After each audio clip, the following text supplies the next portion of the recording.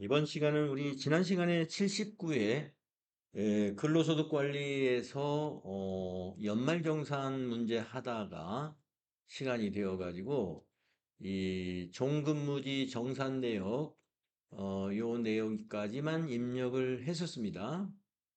음, 그래서 정혜인 사원의 연말정산 자료 2번까지 처리했고요.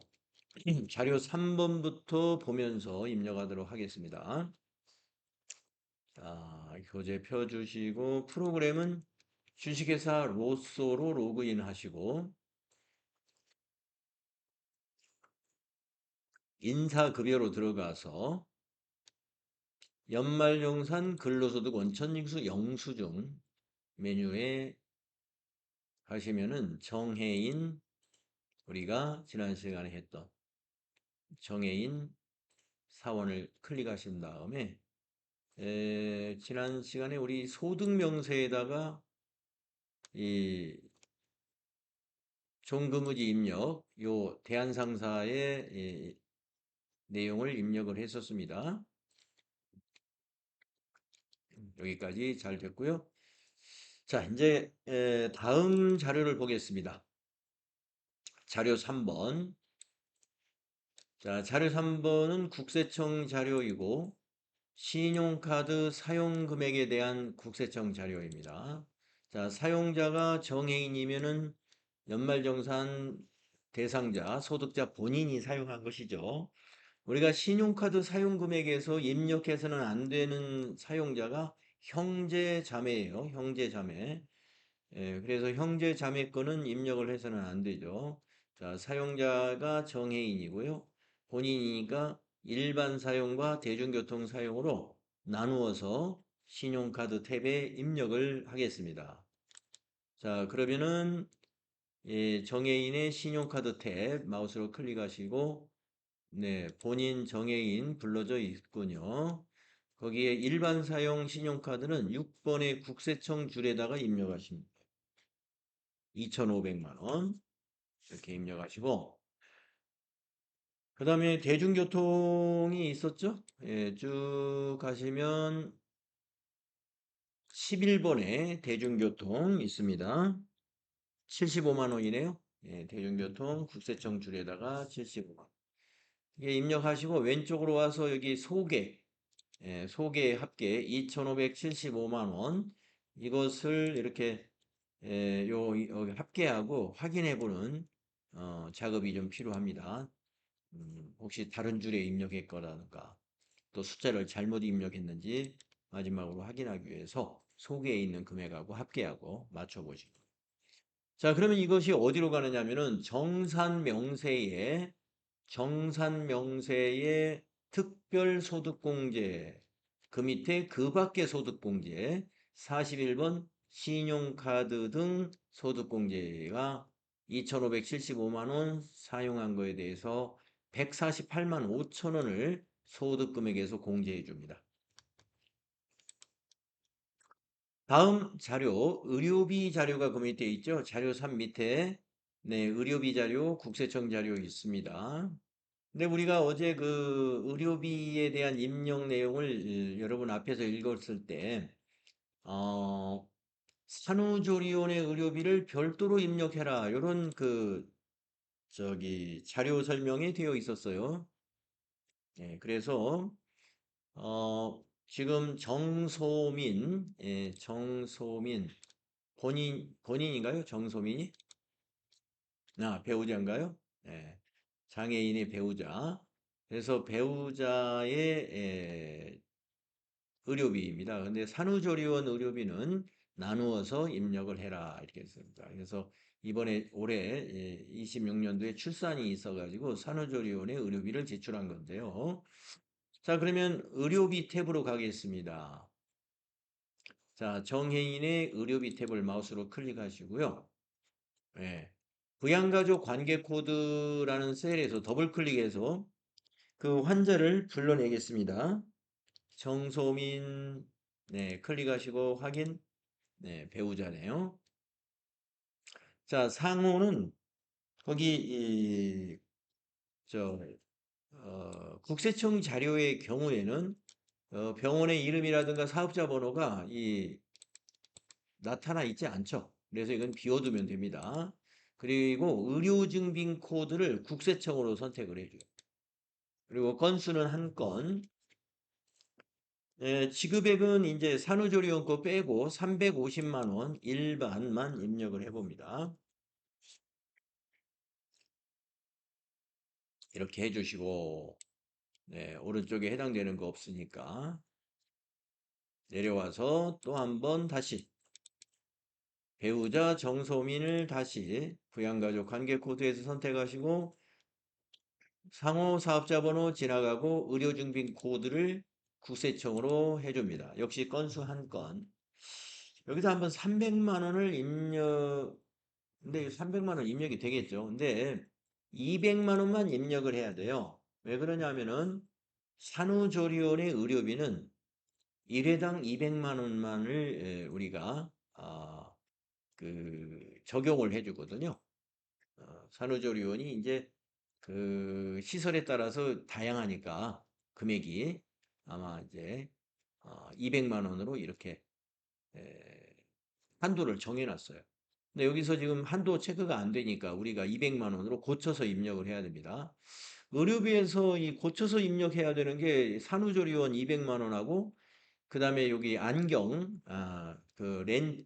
시력 보정용 안경이나 콘택트 렌즈 그 비용도 어, 마찬가지예요. 50만 원을 한도로 입력을 해줘야 됩니다.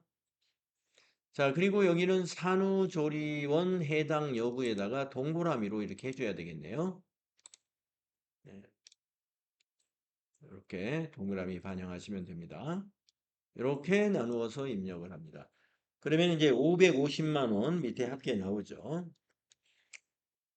예, 산후조리원의 한도 200만 원으로 한도를 적용해서 입력한다는 점 기억을 하십시오. 또 그 밑에 다음 페이지에 자료가 국세청 자료가 있는데 이것도 의료비네요. 예, 환자가 누구냐? 정진수. 예, 정진수 아마 부친인 것 같아요. 자, 45만 원 있죠? 자, 국세청 자료니까 여기 배우자 밑에 세 번째 줄에 더블 클릭해서 정진수 자녀군요, 자녀. 손자녀. 자, 정진수 클릭하시고 확인. 네.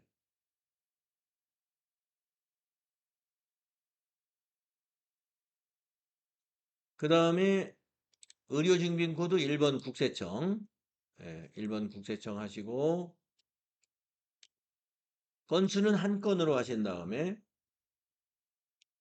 거기 보시면은 45만 원. 네, 45만 원을 지급액에다가 입력해 주시면 되겠습니다. 여기는 특별히 해당되는 이런 내용이 없으니까 여기 지급액까지만 입력을 해주시면 돼요. 네, 그 밑에 또 자료가 있습니다. 교육비 납입 증명서. 이건 국세청 자료가 아니고 교육기관에서 발행한 것이네요. 어린이집에서 발행한 교육비 납입 증명서입니다. 대상자는 정진수. 네, 대상자는 정진수. 보육시설에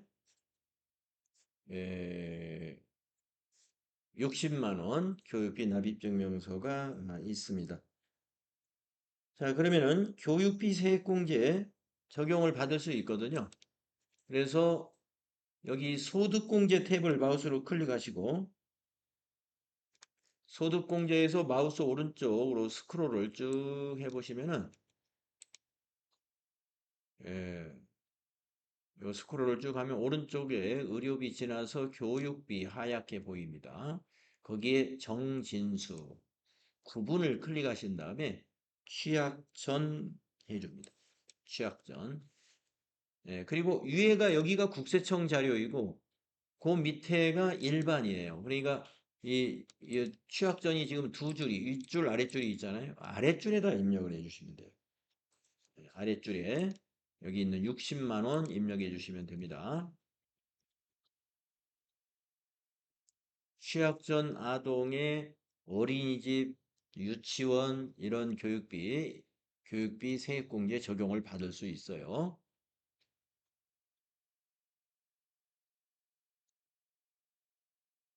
자, 그 다음에, 그러면 이제 연말정산 자료 입력이 다 끝났어요. 그리고서 또 역시 다섯 문제, 실무수행평가 다섯 문제를 해결해 보도록 하겠습니다. 46번 문제. 정해인이 근로소득 원천지수 영수증을 조회해서 23번 근로소득 금액은 얼마냐 이랬네요. 예. 자, 23번 정산 명세에 가서 볼 수가 있죠. 정산 명세에서 23번 예, 찾아보시면 예, 근로소득 23번이 근로소득 금액이죠. 네, 근로소득 금액 55230,000 이걸 답으로 입력하시면 되겠습니다. 다음 47번 문제. 장애인의 근로소득 원천징수 영수증을 조회해서 41번 신용카드 등 공제 대상액 신용카드 등 공제 대상액은 얼마냐? 네, 아까 우리 확인했던 거 있죠? 그 밖에 소득공제 148만 5천 원 148만 5천 원 이게 소득공제 금액입니다. 다음은 48번 정해인의 근로소득 원천징수 영수증 조회에서 62 의료비 세액공제액은 얼마인가? 네, 오른쪽에 세액공제가 있고요. 여기 의료비 세액공제 584700 584700이 답이 되겠는데 어떻게 계산하는지 볼까요? 여기 화살표 눌러보시면은 어, 여기 그 손자녀의 의료비 지출액 45만 원에 대해서 67,500원을 적용하잖아요. 예. 그러면 67,500원이 몇 퍼센트 적용했는지 한번 볼까요? 67,500원 나누기 45만 원 해보시면은 몇 퍼센트냐? 15% 지출액의 15%를 세액공제에 적용받은 거고 그리고 그 밖에 이제 그 배우자의 산후조리원 200만 원하고 그 다음에 또 350만 원 의료비하고 해서 550만 원 우리 입력했지 않습니까? 네, 550만 원 중에서 공제 대상 금액은 348만 344만 8천 원 요것만 공제 대상 금액으로 인정이 되는 거예요. 어, 그래서 여기에 15% 되는지 한번 볼까요? 517200 나누기 344800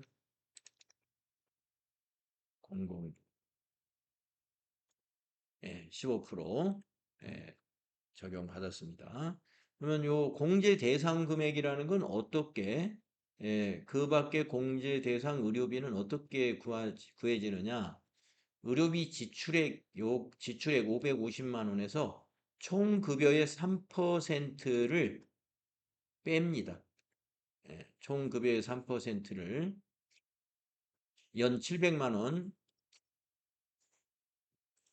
한도로 해서 그러니까 총 급여의 3% 이상 지출한 금액에 대하여 세액공제를 적용해 주는 것이죠. 그래서 공제 대상 금액이 이게 다르게 나오는 거예요. 자, 확인해 주시면 됩니다. 그래서 58만 4,700원, 요게 답이 되는 것이다. 다음은 49번 문제는요. 정해인의 근로소득 원천징수 영수증을 조회해서 63번 교육비 세액공제액은 얼마인가 이랬습니다. 그러면 63번 교육비 세액공제 9만 원이죠. 예, 답에다가 90000 입력하시면 되고요. 그 다음 마지막 50번 정해인의 근로소득 원천징수 영수증을 조회해서 72 결정세액은 얼마인가? 그러면 72번이 여기에 있죠. 3, 4, 2, 3, 8, 9, 5 이걸 복사해서 붙여넣으면 됩니다. 3, 4, 2, 3, 8, 9, 5 네, 이걸 복사해서 붙여넣어 주시면 된다. 네.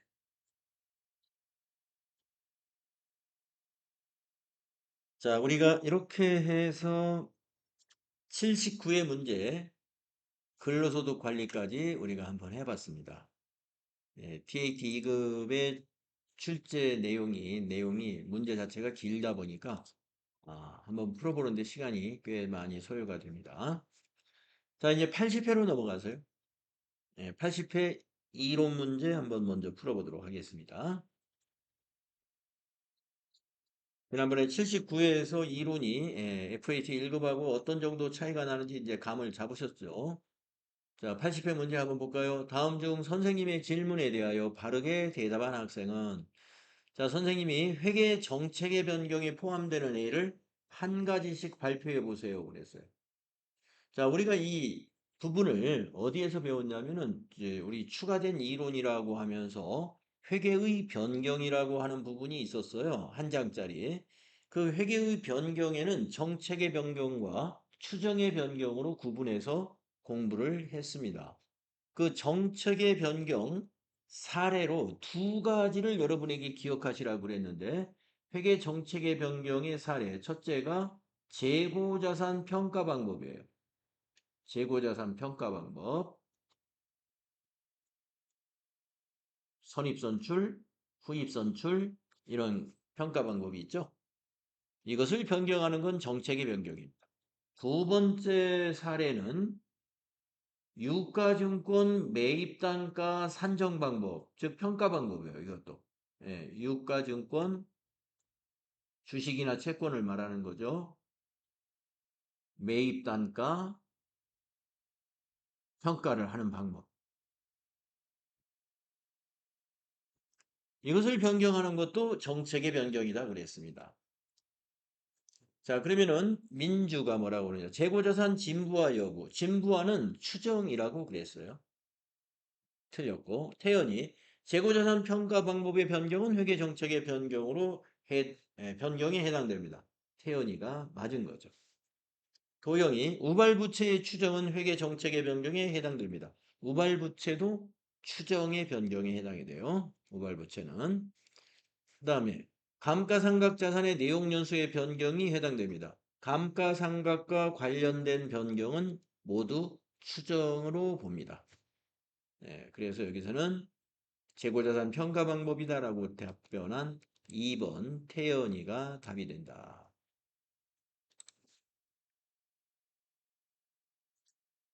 다음은 2번 문제는 어떤 문제가 나왔습니까? 다음은 주식회사항공의 상품 관련 자료이다. 이를 토대로 26년 매출 원가를 계산하면 얼마인가? 자, 매출원가 여러분 잘 알고 있죠? 기초상품 재고액 더하기 단기상품 매입액. 그래서 마이너스 기말상품 재고액 하면 나오는 거죠. 재고자산 평가 손실은 정상적인 것이다. 네, 재고자산 평가 손실이 아마 있는 모양이에요. 재고자산 평가 손실은 매출원가에서 차감해야 돼.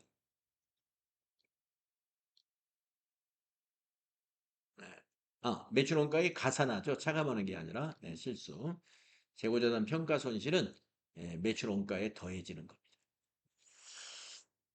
자, 그런데 지금 표가 두 개가 있는데요. 지금 26년도 매출원가를 구하려면은 기초상품 재고액을 알아야 요 두 개를 더해야죠. 그래서 기말상품 재고액을 빼야 되는데 순실현 가치 요 저가법으로 낮은 걸 빼야 됩니다. 자, 그러면은 기초상품 재고액은 전기말 기말상품 재고액이 그대로 오는 거예요. 그러면 전기말 기말상품 재고액도 취득원가하고 순실현 가치를 비교했을 때 순실현 가치가 낮은 금액이잖아요. 이것이 그대로 오는 거죠. 자, 그러면 160만 원에다가 단기 매입액 700을 더하면 860만 원이죠? 860에서 200을 빼면 돼요. 그러면 660만 원. 답이 3번이 되겠습니다.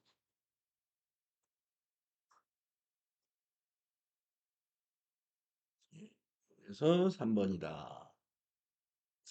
이거 한번 풀어본 것 같기도 하고 기출문제에서 풀었는지 우리가 그 유형별 연습 문제에서 풀었는지 모르겠는데 이 그림을 처음 보는 것 같지는 않아요. 그죠? 이렇게 판단하시면 됩니다.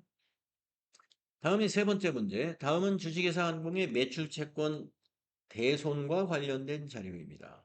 이를 토대로 매출채권 기말 잔액을 계산하면 얼마냐. 예, 매출채권 대손과 관련된 건데 매출채권의 기말 잔액이 얼마겠느냐 이거예요. 지금 대손 충당금 장부가 지금 왜 두 개가 있는 거죠? 대손 충당금이 두 개가 있네? 위아래로. 자, 자료를 읽어볼게요. 8월 20일 거래처 파산으로 외상매출금 6만 원이 대손이 확정됐어요. 그게 지금 요거죠. 8월 20일 날 대손 처리한 거. 12월 31일 매출채권 잔액의 1%를 대손으로 추정한대요. 그래가지고 1%를 대손으로 추정하면서 3만 원 추가 설정했네요. 12월 31일 날 3만 원 추가 설정했어요. 여기가 이거 오타가 났네. 여기 대손 충당금이 아니라 여러분도 여기 대손 충당금이라고 돼 있나요? 고치세요. 대손 상각비가 돼요. 여기. 대손 상각비로 고쳐야 되겠습니다. 자, 추가 설정 3만 원 한 거예요. 기말에. 그러면은 우리가 매출채권을 알 수 있습니다. 왜 그러냐면은 매출채권 잔액이 1%만큼을 대손으로 추정한다고 그랬는데 그러면 여기 대손 충당금이 얼마인가 따져보면 되죠. 지금 13만 원에서 6만 원 대손 처리했으니까 7만 원 남았잖아요. 7만 원이 대손 충당금 잔액이 됩니다. 그러면 이 7만 원이 매출채권의 1%라는 이야기가 되는 거죠. 그러면 700만 원이다 이거예요. 매출채권이 700만 원이기 때문에 700만 원의 1%가 7만 원이잖아요. 네, 그래서 매출채권은 700만 원이다 하는 걸 우리가 알 수 있겠습니다. 답은 4번 되겠습니다. 대손 충당금의 잔액이 지금 7만 원이 되기 때문에 매출채권 잔액이 1%가 대손으로 추정한다 했단 말이에요. 그러니까 700만 원. 이해가 되시죠? 다음은 4번으로 가보겠습니다. 장부 마감 전에 발견된 다음 오류 사항 중에 당기 순이익에 영향을 미치지 않는 것은 우리가 이제 오류가 있다 하더라도 비용이나 수익에 어떤 총액의 변화를 주는 거가 아니면은 당기 순이익에 영향이 없어요. 1번 대손상각비를 미계상했다. 대손상각비는 비용인데 빼먹었으면 영향이 있죠. 다음에 2번 매도가능 증권에 대한 평가 손실을 미계상했다. 요거는 영향이 없겠습니다. 왜 그럴까요? 매도가능 증권의 평가 손실은 비용이 아니고 자본이거든요. 기타 포괄 손익 누계액으로 분류하죠. 그렇기 때문에 당기순이익하고는 관계가 없다. 답은 2번이 되겠네요. 그 다음에 3번에 재고자산에 대한 평가 손실을 미계상했다. 재고자산의 평가 손실은 매출 원가에 가산되는 거예요. 비용으로 처리하는 거예요. 그러니까 영향이 있죠. 그 다음에 4번 감가상각비 미계상. 대손상각비도 마찬가지 그랬듯이 감가상각비도 비용이니까 그걸 계상하지 않았으면 당기순이익이 과대하게 나오겠죠. 매도가능증권 평가손실. 이게 답입니다. 자, 다음 5번으로 넘어갈까요? 다음 중 무형자산으로 회계 처리해야 하는 거래는 이랬습니다. 여러분 뭐 무형자산 잘 아시죠? 프로젝트 초기에 연구 단계에서 연구비를 지출했다. 우리가 연구 단계의 지출은 판매 관리비로 처리해야 돼요. 연구 개발비라 해가지고 판매 관리비로 분류합니다. 다음 2번. 조직 개편으로 인한 부서별 명패 교환 비용. 예. 조직이 개편돼 가지고 뭐 명패를 바꾼다든가 이런 것을 자산으로 잡는 회사가 있나요? 네. 그냥 소모품비로 잡겠죠. 뭐 수선비로 잡든지 사무용품비로 잡거나 이렇게 비용 처리합니다. 그다음에 3번. 다른 회사와 합병하면서 영업권이 발생했다. 네, 이건 영업권 인정이 됩니다. 다른 회사와 합병하면서 영업권이 발생하는 경우가 뭐냐면은 그 회사의 순 자산보다 더 많은 비용을 지불을 하고 인수를 하게 되면은 더 많이 지급한 것을 영업권이라는 무형자산으로 인식하도록 하고 있어요. 그래서 답은 3번이 되겠습니다. 다음은 4번은 재경팀 직원에게 세무교육을 실시하고 강사료를 지급했다. 이건 교육훈련비, 판매관리비로 해야죠. 무형자산이 아니죠. 네, 5번 아주 쉬운 문제인 것으로 보이죠. 다음 6번 보겠습니다. 다음 결산정리 사항을 반영한 후에 당기순이익의 변동으로 오른 것은 네, 그러니까 당기순이익이 증가했겠느냐 감소했겠느냐 그걸 물은 거예요. 1번 소모품 미사용액 5만 원 이거를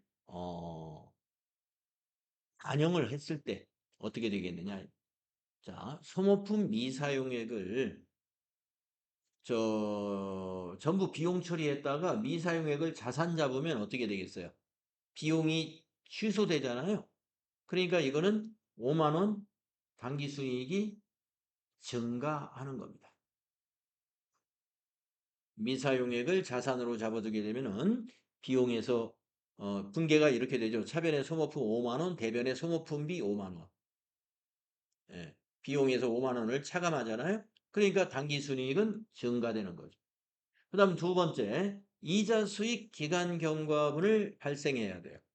이자 수익을 발생해야 된다 이런 얘기죠. 예, 수익을 3만 원 발생하면은 당기순이익 그대로 3만 원 증가하죠. 그래서 두 건이 두 건의 정리를 하게 되면은 8만 원의 당기순이익이 증가하게 되겠습니다. 그래서 답이 4번이 되는 것이죠. 8만 원 증가. 네, 재무회계 6문제 6번까지 있었는데 뭐 80회 재무회계 문제는 쉽게 나온 편이네요. 자, 이제 부가세 문제하고 소득세 문제 풀어보겠습니다. 다음 중 부가가치세법상 영세율과 면세에 대한 설명으로 옳은 것은 이랬습니다. 1번 면세 사업자는 매입 시 부담한 부가가치세액을 공제받을 수 있다. 예, 면세 사업자는 공제 못 받는 거예요. 그래서 우리가 부분 면세 사업자라고 하잖아요. 부분 면세. 예, 그래서 영세율 사업자는 매입세 공제를 받지만 면세 사업자는 매입세 공제를 받을 수 없습니다. 부가가치세 신고 자체를 안 해요. 틀렸고 2번 영세율 적용 대상자는 과세사업자로서 부가가치세법의 제반 의무를 이행해야 한다. 맞아요. 2번이 올바르게 설명됐네요. 영세율 사업자는 과세사업자여야 됩니다. 과세사업자가 영세율 적용을 받을 수 있어요. 그리고 부가가치세법상의 모든 의무를 다 이행해야 되는 게 영세율 사업자예요. 자, 그러면 3번은 틀렸겠네요. 면세는 소비지국과세 원칙을 구현하기 위한 제도이다. 아닙니다. 소비지국과세 원칙은 영세율 제도이고 면세는 부가가치세법의 역진성을 완화하기 위한 제도입니다. 부가가치세법의 역진성을 완화하기 위한 목적이 있는 거예요. 면세는. 그 다음에 4번. 영세율은 부가가치세의 역진성 완화를 위한 제도예요. 뒤바뀌었어요. 3번과 4번의 설명이 서로 뒤바뀌게 설명을 했습니다. 옳은 것은 2번이었다. 다음 8번도 부가가치세 문제입니다. 다음 자료를 토대로 주식회사 한공의 26년 제1기 부가가치세 예정신고 기간에 부가가치세 매출세액을 계산하면 매출세액은 공급가액이 10%죠. 과세표준의 10%. 단 주어진 자료의 금액은 부가가치세가 포함되어 있지 않은 금액이며 세금 계산서 등 필요한 증빙서류는 적법하게 발급하였거나 수령하였다. 자, 그러면 이게 지금 부가세가 포함되지 않은 금액이니까 이 금액의 10%를 확인해 보면 되겠는데요. 자, 1월 달이면 1기 예정 맞죠? 예, 현금 매출 500만 원이면 여기에 매출세액은 50만 원 되겠습니다. 다음 2월 8일 1기 예정 기간 맞죠? 외상 매출액 3천만 원. 3천만 원의 10%면은 300만 원이 매출세액이 되겠습니다. 다음 3월 7일 네, 1기 예정 기간 맞고요. 매입세 공제를 받은 재화를 거래처에 증여했습니다. 매입세 공제받은 것을 증여하면 우리가 간주 공급으로 간주해서 시가에 대해서 과세를 하고 있어요. 시가 300만 원이면 매출세액은 여기에 10% 30만 원. 다음은 3월 19일 일기 예정 과세 기간에 맞죠? 공급 대가의 지급이 지체되어 받는 연체이자. 우리가 연체이자를 받았다고 해서 거기에 대해서 부가세를 과세하진 않습니다. 연체이자는 과세 표준에서 제외합니다. 할부이자는 과세 표준에 포함됩니다. 연체이자는 제외. 이거는 과세가 아니다. 그래서 380만 원이 되겠군요. 매출세액은 380만 원. 4번에 답이 있습니다. 자, 부가세 문제 2개 이런 문제가 나왔고 다음 9번 소득세 문제입니다. 다음 중 소득세법상 금융소득에 대한 설명으로 옳지 않은 것은 네, 우리 금융소득에 대해서 잘 공부해 뒀죠. 1. 비영업대금의 이익은 분리과세하지 않으며 원천징수를 하더라도 종합과세 대상으로 보아 과세한다. 비영업대금의 이익은 항상 종합과세하지는 않죠. 예. 비영업대금의 이익은 우리가 이제 그 다른 금융소득과 합쳐서 2천만 원을 초과하면은 종합과세 합니다만은 그렇죠. 그래서 1번은 틀린 거예요. 예. 비영업대금의 이익은 분리과세 안 하는 건 맞아요. 분리과세를 하지는 않습니다. 조건부 분리과세라고 그러죠. 비영업대금이 조건부예요. 예, 원천징수를 했잖아요. 그러면 종합과세 대상으로 보아서 과세하는 것이 아니라 다른 조건부 종합과세의 금융소득과 합산해 가지고 2천만 원을 초과할 때만 종합과세합니다. 그래서 1번은 옳지 않다. 그럼 나머지 맞는지 한번 설명을 보겠습니다. 국내에서 거주자에게 이자 소득과 배당 소득을 지급하는 자는 그 거주자에 대한 소득세를 원천징수하여야 한다. 그렇죠. 국내에서 거주자에게 이자 지급하는 기관이 보통 은행이잖아요. 그래서 은행에서 이자를 지급할 때 다 소득세 원천징수를 해야 하기 때문에 하고 있는 거예요. 2번 맞고. 3번. 비실명 이자 소득과 비실명 배당 소득은 분리과세 대상 금융소득으로 종합과세하지 아니한다. 맞죠? 왜 이거는 종합과세를 안 하느냐? 비실명 그 금융소득은 이 원천징수 세율이 종합과세 세율보다 더 높아요. 훨씬 더 높아요. 예, 지방소득세까지 합치면 99%예요. 예, 100% 거의 다 예, 이자가 거의 없는 셈이에요. 예, 전부 다 세금이 되는 거예요. 네, 그렇기 때문에 비실명 금융소득은 분리과세를 원칙으로 해야 조세 목적을 달성할 수 있기 때문에 종합과세를 안 하는 거예요. 이 3번 맞는 말이고. 다음에 4번. 공동사업에서 발생한 사업소득 금액 중 출자 공동사업자의 손익 분배 비율에 해당하는 금액은 무조건 종합과세입니다. 이거는. 그래서 종합과세 대상이다. 예. 그래서 우리가 그 금융소득 중에서 무조건 종합과세 하는 것이 두 가지가 있었는데 원천징수 되지 않은 금융소득과 그 다음에 여기 4번 보기에 나오는 출자 공동사업자의 배당소득이에요. 이거는 무조건 종합과세 하는 겁니다. 원천징수되지 않은 금융소득 플러스 출자 공동사업자의 배당소득. 이거는 무조건 종합과세되는 금융소득. 네, 4번의 설명은 맞았어요. 그래서 옳지 않은 것은 1번이었습니다.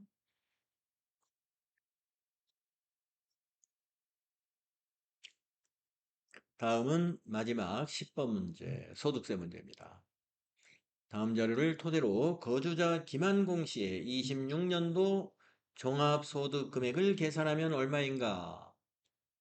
네, 종합소득 금액을 계산하라 이랬습니다. 그러면 비과세나 분리과세를 빼면 종합소득 금액이 되겠죠. 필요경비는 확인이 안 된다 이랬습니다. 그러면 정해진 필요경비만 공제하면 됩니다. 우리가 이 종합소득 금액이라는 건 총 수익 금액을 말하는 게 아니라 필요경비를 뺀 것을 말하는 거예요. 국내 은행 예금 이자가 400만 원이고 이거 말고 다른 금융소득이 있는가 보니까 없어요. 다른 금융소득 없고 이거 하나만 금융소득이죠. 그러면 이걸 어떻게 해야 돼요? 2천만 원 이하니까 분리과세 선택하겠죠. 이건 분리과세. 다음에 나번에 비상장 주식의 양도소득입니다. 비상장 주식의 양도, 주식의 양도소득. 우리가 예, 지금 현재 이 주식의 거래에 대해서 주식의 거래에 대해서 과세하지 않고 있습니다. 예, 그래서 이건 종합소득이 아니에요. 종합소득 금액이 아닙니다.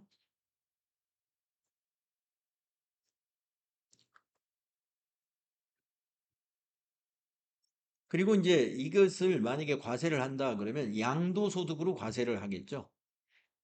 예, 양도소득으로. 그래서 종합소득 세목이 아니에요. 양도소득은 종합소득 세목이 아니다. 퇴직소득과 양도소득은 분류과세입니다. 분류과세. 예. 그래서 분류과세라고 해야 되겠네. 자, 그러면 다번에 공적연금 관련법에 따라 받은 유족연금. 우리가 유족연금은 비과세 연금소득이에요. 유족연금, 상위연금, 상해연금 이런 것이 비과세 연금소득이기 때문에 이것도 빠져요. 비과세니까. 그러면 라번에 유실물 습득으로 인한 보상금 600만 원. 네. 이 유실물 습득으로 인한 보상금은 이 기타 소득이고 300만 원이 넘었으니까 종합과세입니다.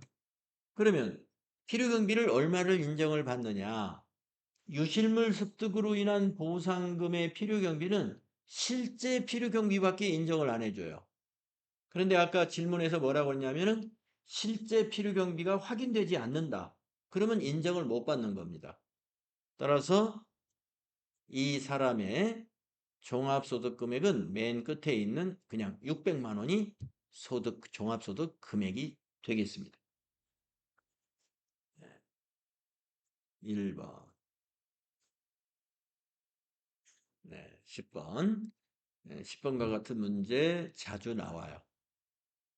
누구누구의 종합소득 금액이 얼마냐. 이럴 때 분리과세 또는 분류과세 또는 비과세 이런 것 등을 잘 걸러내고 판단하시면 됩니다. 그리고 필요 경비. 특히 기타 소득 같은 경우는 이제 필요 경비를 빼야 돼요. 종합소득 금액을 계산할 때는. 여기서는 유실물습득이라는 유실물습득이라는 기타 소득을 문제를 냈습니다만은 어떤 때는 이제 요 앞에 79회 문제인가 그게 나왔던 것 같은데요. 저기 문해 창작 일시적으로 제공하는 문해 창작 용역, 그러니까 원고료라든가 이런 거, 이런 거는 60%를 필요 경비로 인정해요. 그러니까 만약에 600만 원을 원고료로 받았다라고 하면은 이건 기타 소득인데 60%가 필요 경비니까 종합소득 금액은 40%만 봐야 돼요. 그러면 600만 원의 40%는 4, 6에 24, 240만 원이 되겠죠. 예. 그러면 240만 원이면은 종합소득 금액이 기타 소득 금액이 300만 원 이하이면 분리과세를 선택할 수 있기 때문에, 만약에 이게 유실물습득에 의한 보상금이 아니라 그런 원고료나 강연료였다 그러면 종합소득 금액은 이 사람은 없는 거예요. 자, 1번 되겠습니다. 답이 1번. 네, 이렇게 해서 우리가 80회 이론 문제 10개 한번 좀 풀어봤습니다. 79회보다 조금 더 쉽게 나온 걸로 느껴져요. 지난번 앞에서 풀었던 것보다. 음, 자, 더 바디라는 회사로 로그인 해볼까요? 2280.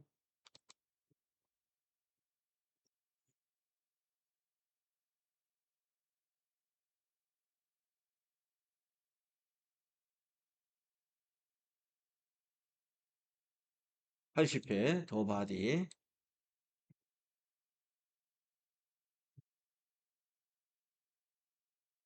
자, 이 회사는 안마기 등 가전제품 제조업을 영위하는 법인 기업이라는 회사 소개 확인하시고 실무수행 거래자료 입력 문제 바로 풀어보겠습니다. 3만 원 초과 거래 자료에 대한 경비 등의 송금 명세서 작성. 자료 설명을 읽어봅니다. 원재료를 매입하면서 당사 부담의 운반비 영수증을 수취했어요. 신속 화물은 세금 계산서를 발급할 수 없는 간이과세자에 해당이 되고요. 운반비는 농협은행 보통 예금에서 이체하여 지급했어요. 거래자료 입력하시오. 경비 등 송금 명세서를 작성하시오. 영수증 수취 명세서 작성은 생략할 것 이렇게 되어 있습니다.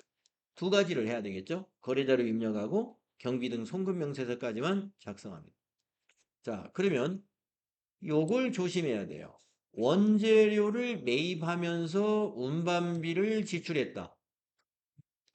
자, 차변에 여러분 개정 과목 뭘로 입력하실까요? 네, 원재료로 해야 됩니다.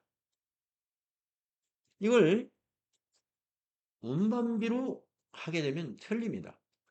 운반비는 제품을 만들어서 운반하는 것이 운반비예요.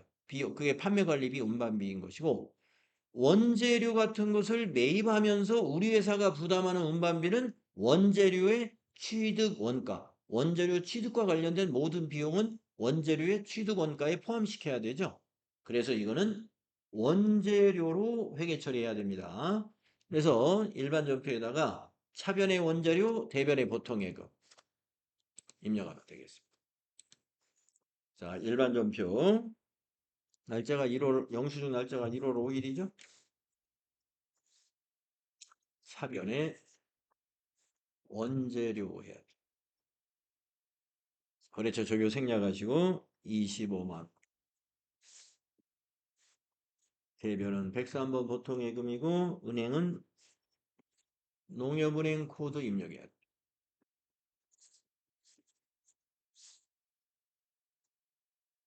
네. 차변에 운반비 하게 되면 틀려요. 원재료.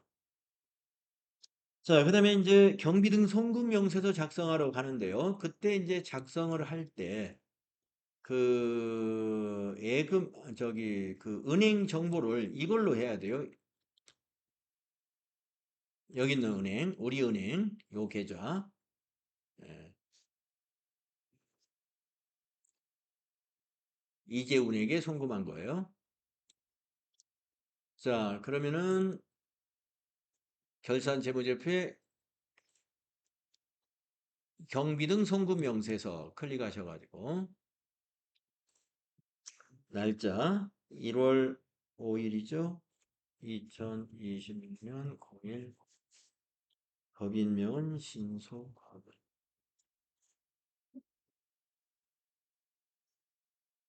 이재훈 사업자 31525 00910 거래 내역은 운받 거래 금액은 25만 2026 010 은행이 이제 우리 은행으로 해야 된다. 계좌번호 여기 있는 영수증에 있는 요 123, 124, 567, 800 그 계좌번호를 123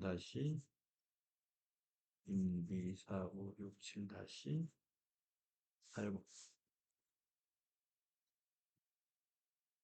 왜 입력해?